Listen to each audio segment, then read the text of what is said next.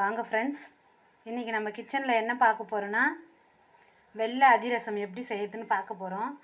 நம்ம பாரம்பரிய உணவில் அதிரசம் தீபாவளிக்கு ரொம்ப பிரபலமாக வச்சு நம்ம சாமிக்கு படைப்போம், சொந்த பந்தங்களுக்கெல்லாம் பரிமாறுவோம். அப்படிப்பட்ட இந்த வெள்ளை அதிரசம் எப்படி பண்ணுறதுன்னு இந்த வீடியோவில் நான் காட்ட போகிறேன். முந்தின வீடியோவில் சக்கரை அதிரசம் போட்டிருந்தேன். அது இந்த முறை நான் வெள்ளை அதிரசம் பண்ணுறேன், அதை போடுறேன் உங்களுக்கு. அதுக்கு தேவையான பொருட்கள் பாருங்கள். இன்க்ரீடியன்ஸ்: 1 கிலோ வெல்லம் வச்சுருக்கேன் நான். 1 கிலோ வெல்லம், 3 ஏலக்காய் நசுக்கி, கூட சுக்குத்தூள் கொஞ்சம் வச்சுருக்கேன். ஏலக்காய், சுக்குத்தூள், 1.5 கிலோ பச்சரிசி மாவு அரைச்சிட்டு வச்சுருக்கேன் நான். ஈரமாக அரிசி கழுவி கொண்டு போனோம்னா புட்டுக்கு அதிரசத்துக்குன்னு சொன்னால் அவங்க அரைச்சி கொடுப்பாங்க ரைஸ் மில்லில். அந்த மாதிரி ஈரமான அரிசி மாவு அரைச்சி கொண்டு வச்சுருக்கிறேன். தேவைக்கேற்ப உப்பு சேர்த்துக்கணும்.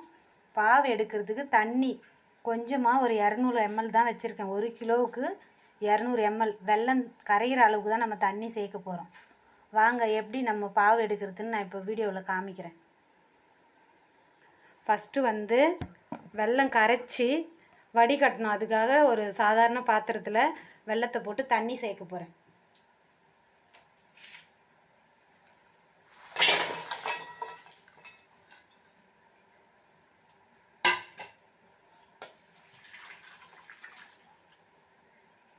இப்போ ஸ்டவ் ஆன் பண்ணுறேன் நான்.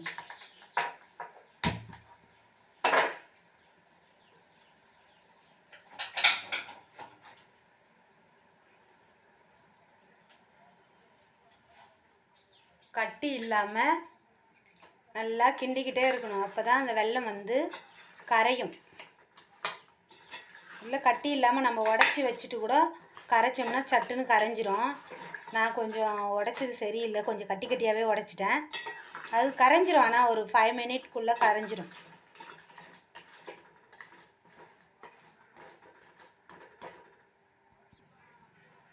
நல்லா கட்டிகள் கரைகிற வரைக்கும் நல்லா கிண்டிக்கிட்டே இருக்கணும். நம்ம ஒரு 5 நிமிஷம் ஆகும் இது கரைஞ்சி தண்ணியாக மாற.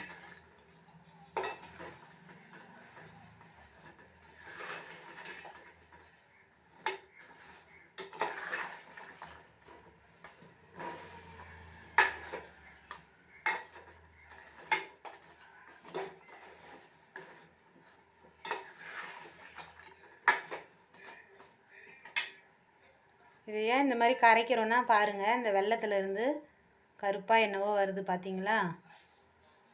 இந்த மாதிரி எது இருந்தாலும் நம்ம கரைச்சி வடிகட்டி பண்ணோம்னா சுத்தமான வெல்லம் கிடைக்கும். இல்லைன்னா மண் இருக்கும், அதில் ஒரு சில ஓடுகள்லாம் இருக்கும். வெல்லம் அயன் சக்தி நிறைஞ்சதுன்னு தான் இது பயன்படுத்துகிறோம். அவங்க பண்ணுற இடத்துல அந்த ஒரே பாத்திரத்தில் மறுபடியும் காய்ச்சுவாங்க பாவு. அப்போ அதுலேருந்து அந்த ஓடு மாதிரிலாம் வரும். அதுதான் நம்ம ஒரு டஸ்ட்டு மாதிரி ஃபீல் பண்ணுறோம். கரும்பு சக்கைகள் இருக்கும். அதுக்காக இந்த மாதிரி கரைச்சி ஃபில்ட்ரு பண்ணி நம்ம பண்ணோம்னா நம்மளுக்கு கொஞ்சம் சுத்தமாக கிடைக்குதுன்ற ஒரு இது கிடைக்கும். அதுக்காக தான் ஒரு சிலவங்க அப்படியே தட்டி போட்டு ஒரே பாத்திரத்துலேயே பண்ணிக்குவாங்க. நான் இந்த மாதிரி தான் பண்ணுவேன், அதனால் இதை நான் வீடியோவில் காமிக்கிறேன். பாருங்கள், கட்டி இல்லாமல் அழகாக கரைஞ்சிடுது. இப்போ இதை வேறு பாவு எடுக்கிற பாத்திரத்துக்கு நான் மாற்ற போகிறேன். ஏன்னா இந்த கரும்பு சக்கைகள் மண்ணெலாம் இருக்குன்னு கொஞ்சம் இது அனீசியாக இருக்கிறதுனால நான் இதை ஃபில்ட்ரு பண்ணுறேன்.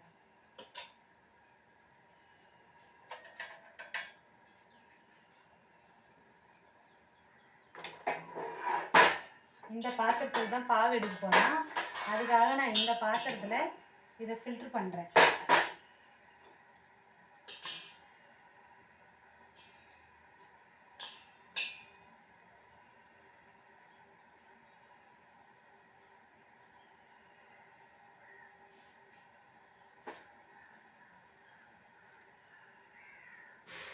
இந்த மாதிரி ஃபில்ட்ரு பண்ணிக்கணும்னா கொஞ்சம் ஆரோக்கியமான விஷயம்.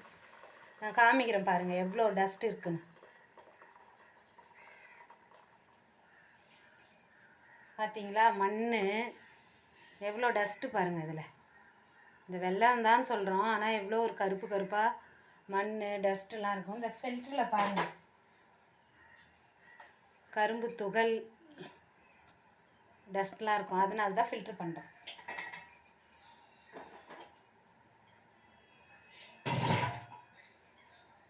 இப்போ இதை நல்லா துழவிக்கிட்டே இருக்கணும் நம்ம இந்த மாதிரி.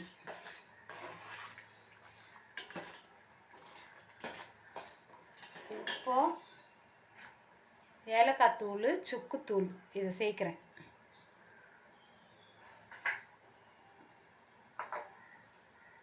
உப்பும் தேவைக்கேற்ப கொஞ்சம் சேர்த்துக்கிறேன். இனிப்பு இருந்தாலும் உப்பு சேர்த்துக்கணும், அதுக்காக உப்பும் சேர்க்குறேன். இப்போ இதை நல்லா இந்த மாதிரி பண்ணிக்கிட்டே இருந்தோம்னா, இப்படி எடுத்து இப்படி பண்ணோம்னா கம்பி பதத்தில் அந்த தண்ணி அப்படியே நிற்கணும். வெல்லம் தண்ணி வந்து இப்படி பண்ணும்பொழுது கம்பி பதத்தில் நிற்கணும். அது தெரியாதவங்க நம்ம ஒரு தட்டில் தண்ணி எடுத்து வச்சுக்கிட்டு அதில் விட்டு பார்த்தோம்னா தெரியும் பாவு கூடிடுச்சா இல்லையான்னு. தண்ணியில் எடுத்து விட்டதும் அப்படியே உருண்டையாக கரையாமல் நிற்கணும் வெல்லம் தண்ணி. அப்போ தான் பாகு கூடிருச்சின்னு அர்த்தம்.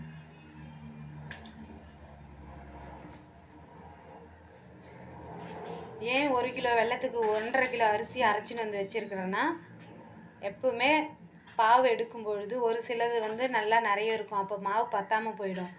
அதுக்காக கொஞ்சம் எக்ஸ்ட்ரா மாவு அரைச்சின்னு வந்திருக்கேன். எப்படியும் மீந்தால் நம்மளுக்கு பிரச்சனை இல்லை. பாவு தண்ணியாக போயிடுச்சுன்னா அப்புறம் கொஞ்சம் மறுபடியும் மாவு சேர்க்குற மாதிரி இருக்கும். அதுக்காக எப்போவுமே கொஞ்சம் எக்ஸ்ட்ரா மாவு மட்டும் இருக்கிற மாதிரி நம்ம பார்த்துக்கணும்.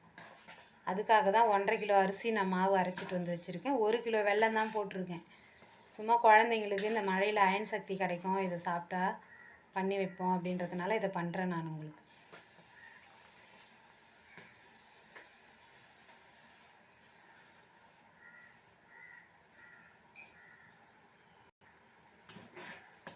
பாருங்கள், நல்லா கொதிச்சிட்டு இருக்குது. இன்னும் எப்படியும் ஒரு 10 நிமிஷம் ஆகும் இது ரெடியாக.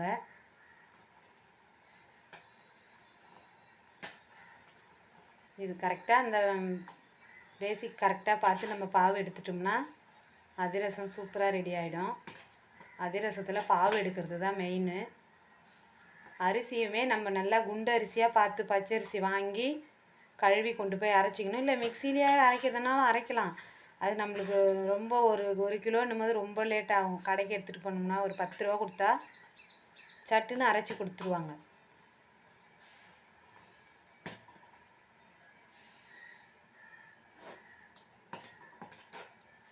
ஹை ஃப்ளேமும் வேணாம், ஸ்லோ ஃப்ளேமும் வேணாம், மீடியமாக வச்சு கொஞ்சம் டைம் எடுத்து பண்ணுங்கள்.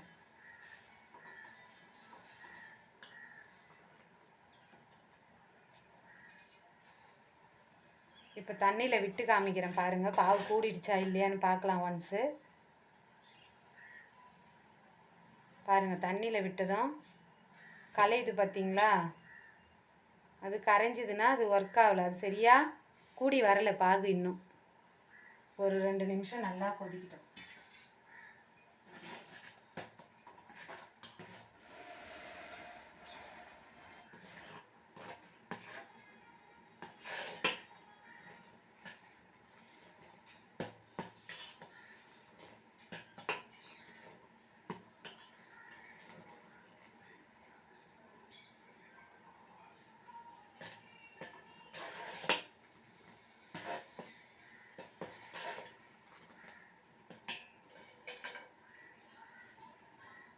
எவர் சில்வர் பாத்திரத்தில் பாவு எடுத்தோம்னா சட்டுன்னு கிருகிருன்னு பிடிச்சிரும், அடி பிடிச்சிரும்.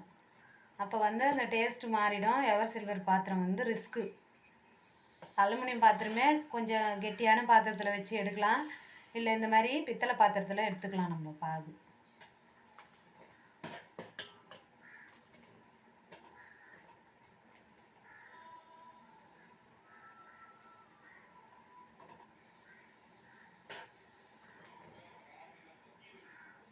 ஒரு கிலோ செஞ்சாவே மீடியம். கொஞ்சம் நிறையலாம் செஞ்சோம்னா பசங்க ரொம்ப அலுப்பாக பார்ப்பாங்க. மீடியமாக பண்ணி கொடுத்தோம்னா திட்டமாக சாப்பிடுவாங்க, வேஸ்ட் ஆகாது பொருளும். அதுக்காக தான் நான் 1 கிலோ கரெக்டாக பண்ணுறேன்.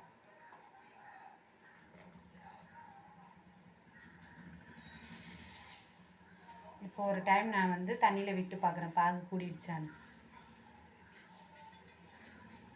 பாருங்கள், கூடலை, கரையுது பார்த்தீங்களா? இன்னும் வந்து ஒரு 2 மினிட்ஸ் ஆகும்.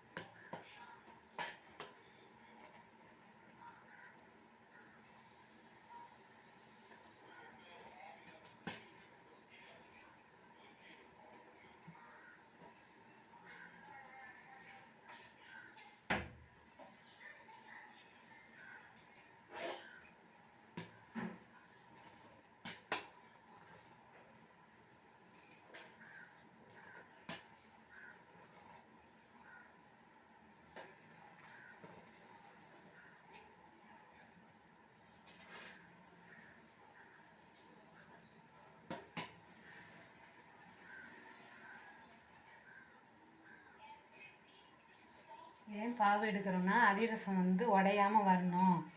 அதுக்கு தான் அந்த மாதிரி நம்ம கரெக்டாக பார்த்து எடுக்கணும். ஏதோ போனோம் வந்தோன்னா அதிரசம் முழுசாக வராது, உடஞ்சிரும்.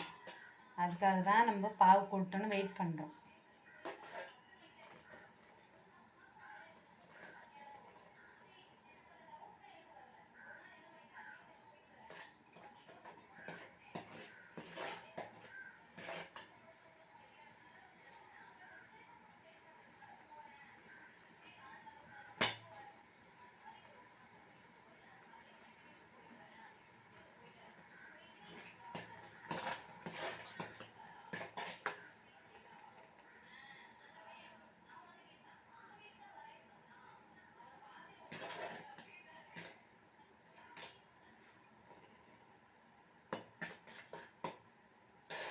இப்போ பாவு கூடுற ஸ்டேஜ் ஆகிடுது பாருங்கள். அழகாக நான் சொன்ன மாதிரி நூல் மாதிரி கரண்டிலேருந்து இறங்குதான்னு பாருங்கள். பாருங்கள் எவ்வளோ அழகாக மெல்லீஸாக இறங்குது பாருங்கள். இதுதான் கம்பி பதம்னு சொல்லுவாங்க. இப்படி எடுத்து இப்படி விட்டோம்னா நூல் மாதிரி கரண்டிலேருந்து ஊற்றணும். இப்போ நான் தட்டில் ஊற்றி காமிக்கிறேன் பாருங்கள்.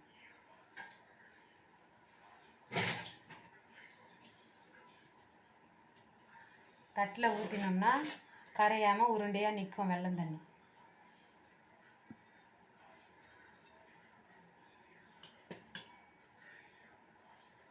இன்னும் கூடலை, இன்னும் கொஞ்சம் நேரம் ஆகணும். ஓரளவுக்கு கரையாமல் நிற்கிது பார்த்தீங்களா?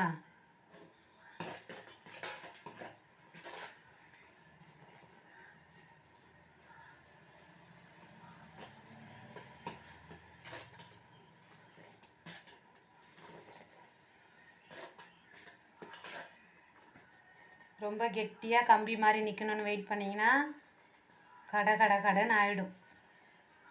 இளம் பாகுன்னு சொல்லுவாங்க, அதுதான் இது. பாருங்கள் அழகாக மிதமாக அப்படியே நம்ம தண்ணியில் ஊற்றுனதும் கரையாமல் இருக்குது பாருங்கள். தெரியுதுங்களா? பாருங்கள் இன்னொரு டைம் நான் ஊற்றி காமிக்கிறேன். பாவு கூடி வந்துருச்சு. இப்போ மாவு சேர்க்க போகிறேன் நான். தெரியுதுங்களா உங்களுக்கு? இதுதான் பாவு எடுக்கிறதுன்றது. இப்போ வந்து மாவு போடலாமா?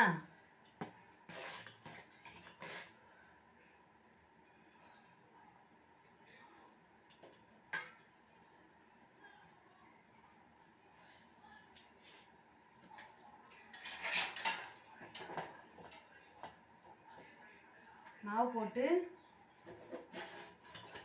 பாருங்கள். நான் நல்லா இன்னொரு டைம் கூட காமிக்கிறேன் உங்களுக்கு. இளம் பாகுனா இதுதான் அதிரச பாகு. தண்ணியில் விட்டதும் எப்படி நிற்கிது பாருங்கள். இப்படி பண்ணோம்னா ஒன்றா சேரணும் அழகாக. அதுதான் பாகு. தண்ணியை கலக்கினா கூட அது கரையாது. இது பாருங்கள்.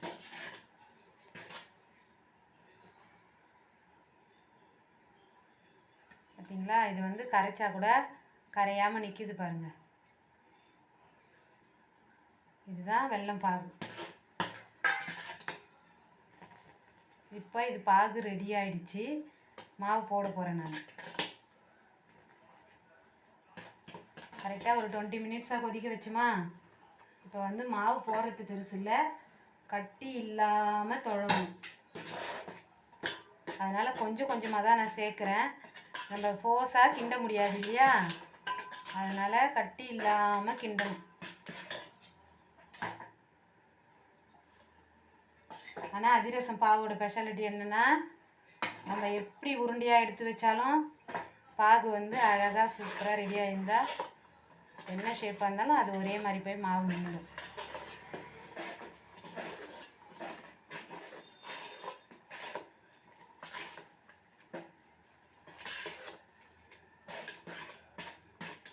நல்லா கட்டி இல்லாமல் இது பண்ணணும்னா கொஞ்சம் கொஞ்சமாக போட்டு தொழவுறேன். அதுதான்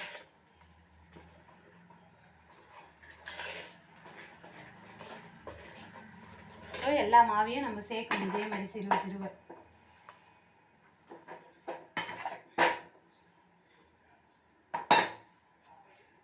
இப்போ கீழே இறக்கி வச்சு காலில் பிடிச்சிக்கிட்டு நல்லா கிண்ட போகிறேன்.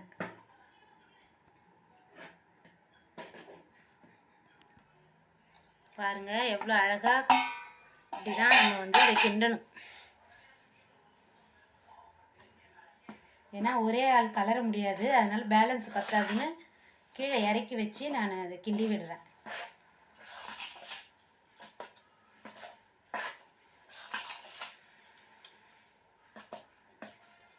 பாவு லெவல் நம்ம சூப்பராக எடுத்துருந்தோம்னா மாவை எப்படி கிண்டி இப்படி விட்டோம்னா கூட அப்படியே போய் சரி சமமாக ஃப்ளாட்டாக நிற்கும். நம்ம மாவு கிண்ணத்தில் போயிட்டு இந்த பாத்திரத்தில் பாவு எடுத்த பாத்திரத்துலேயே அப்படியே செட் ஆகும் போயிட்டு மாவு.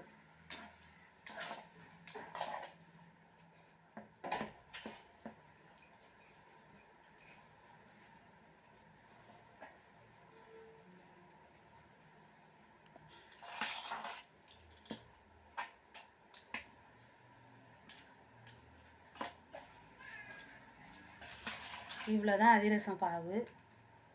அடுத்தது இது ஆறின பிறகு எண்ணெயில் தட்டி போடுறது ரெண்டு நான் காமிக்கிறேன்.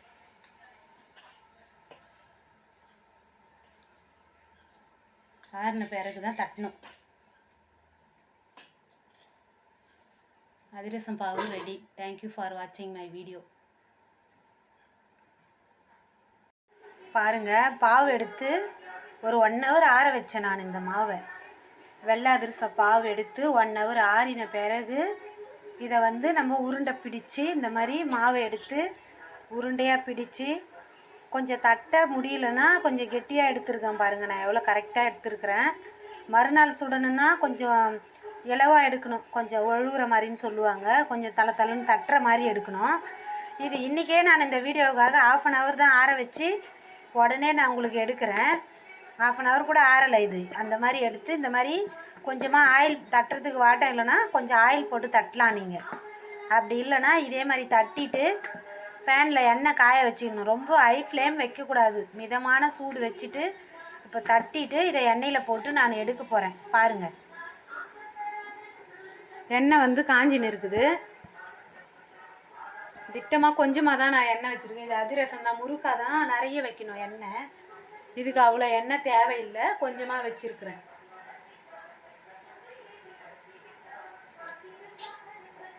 எண்ணெய் காஞ்சிட்டு தானே சும்மா கொஞ்சமாக போட்டு பார்க்குறேன் நான்.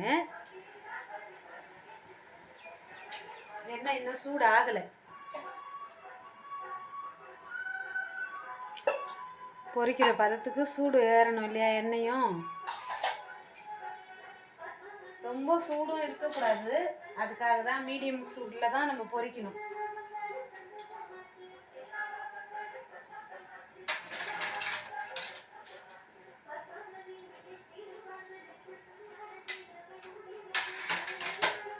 இப்போ வந்து நம்ம போடலாம்.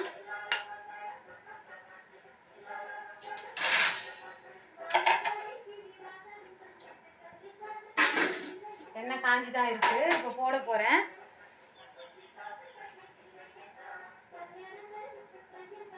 பாருங்கள் எவ்வளோ அழகாக தட்டி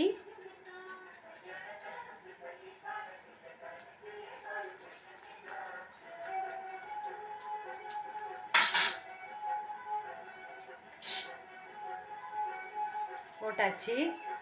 2 அதிரசம் போட்டிருக்கேன்.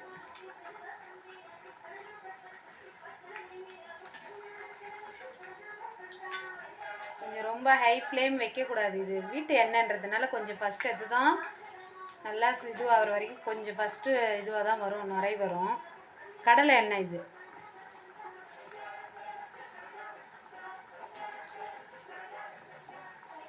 மறுபடியும் பயன்படுத்தும் போது இது வராது, இது ஃபஸ்ட் டைம் இல்லையா, அது அப்படி தான் இருக்கும். பாருங்கள் எவ்வளோ அழகாக வருது அதிரசம்.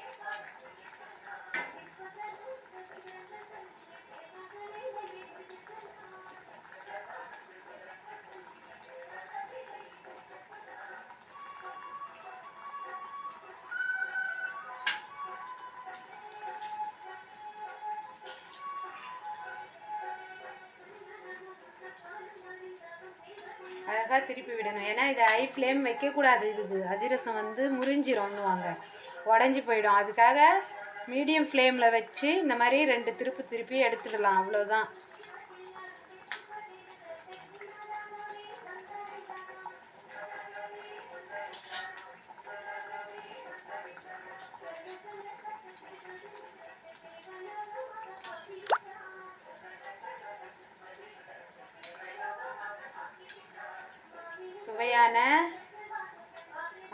முக்கியமான பாரம்பரிய உணவான இது வந்து தேவலோகத்திலேருந்து வந்ததுன்றதுனால தான் தீபாவளிக்கு நம்ம முன்னோர்களுக்கு இதை படைக்கிறோம் பண்ணி. இது ஸ்பெஷலாக வந்து நம்ம குலதெய்வத்துக்கெலாம் உகந்த பலகாரம்னா அதிரசம் மட்டும்தான். அதனால தான் எல்லார் வீட்லேயும் மோஸ்ட்லி தீபாவளிக்கு இதை பண்ணி படைப்பாங்க. இந்த மாதிரி எடுக்கணும், உடையாமல் வருது பாருங்கள், எவ்வளோ அருமையாக வந்திருக்கு பாருங்கள்.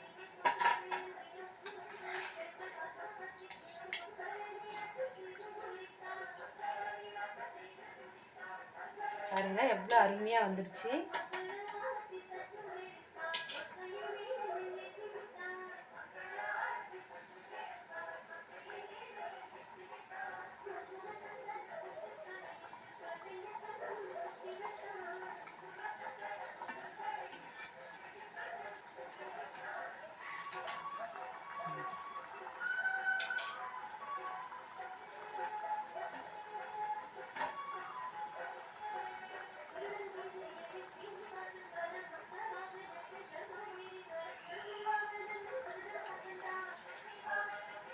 ரொம்பவே சாஃப்டாக இருக்கும். இது ஈரமான அரிசி மாவு அரைச்சி சுட்டோம்னா தான் சாஃப்டாக இருக்கும்.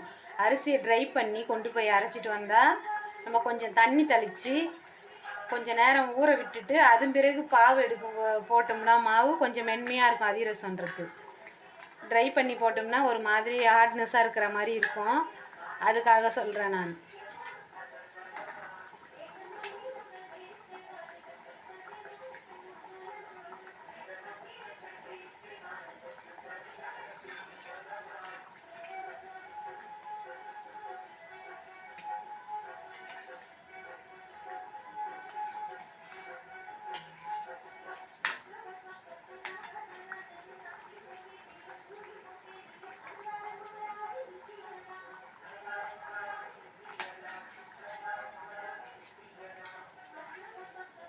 இவ்வளோதான் அதிரசம்ன்றது. எவ்வளோ அருமையாக எடுத்துட்டோம் பாருங்கள்.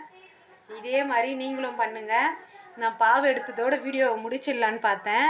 சரி, அதிரசம் வந்துதா இல்லையான்னு நிறைய பேர் ஆவலாக இருப்பீங்க. அதுக்காக தான் ஃபுல் வீடியோவாக நான் இதை போடுறேன். அதிரசம் அருமையாக வந்திருக்குது.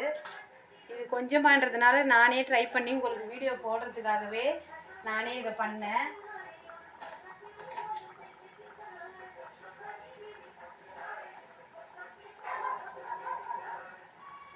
பாருங்க எவ்வளோ சூப்பராக வந்திருக்கு பாருங்கள் அதிரசம். இவ்வளோதான் நம்ம இது பண்ணுறது. வீட்டில் நீங்களும் பண்ணி இந்த பாரம்பரிய உணவான அதிரசம் பண்ணி குழந்தைங்களுக்கு கொடுங்க. ரொம்ப அயன் சக்தி நிறைஞ்சது இது. அதனால தான் நான் இவ்வளோ தூரம் பண்ணி உங்களுக்கு ரிஸ்க் எடுத்து காமிக்கிறேன். கொஞ்சம் டைம் எடுக்கும் தான். மாவு ரெடி பண்ணணும், பாகு ரெடி பண்ணணும், அதை கொண்டு போய் அரைச்சிட்டு வரணும், இல்லை வீட்லேயே அரைக்கணும், இப்படி கொஞ்சம் வேலை இருக்கும் தான். ஆனால் அவ்வளோ ஹெல்த்தியான உணவு இது. குழந்தைங்களுக்கு அவ்வளோ ஹெல்த்தியான உணவு. பாருங்கள் எவ்வளோ உடச்சி காமிக்கிறேன், எவ்வளோ அருமையாக சாஃப்டாக இருக்குது பாருங்கள். கொஞ்சம் சூடாக இருக்குது, அதனால தான் பாருங்கள் எவ்வளோ அருமையாக வந்திருக்கு. சாஃப்டாக ஒன்று ஒன்று ஹார்ட்னஸாக இருக்கும். இது சாப்பிடவே அருமையாக இருக்கும் உங்களுக்கு. இதுதான் அதிரசம். மீதிலாம் பாருங்கள் உடையாமல் எவ்வளோ அழகாக இருக்குது. உங்களுக்கு வீடியோக்காக ஒன்று மட்டும் நான் உடச்சி காமிக்கிறேன். அவ்வளோ சூப்பராக இருக்குது, நிஜமாகவே சொல்கிறேன் நான். இதே மாதிரி நீங்களும் பண்ணுங்கள். தேங்க்யூ ஃபார் வாட்சிங் மை வீடியோ. இப்போ தான் நான் சேனல் ஆரம்பித்தேன். ஆனால் எனக்கு நிறைய ஃபேன்ஸ்லாம் வந்துட்டீங்க. நிறைய பேசுகிறேன்றீங்க. பேசுனா தான் நம்ம நமக்கு தோணுதை சொல்ல முடியும்.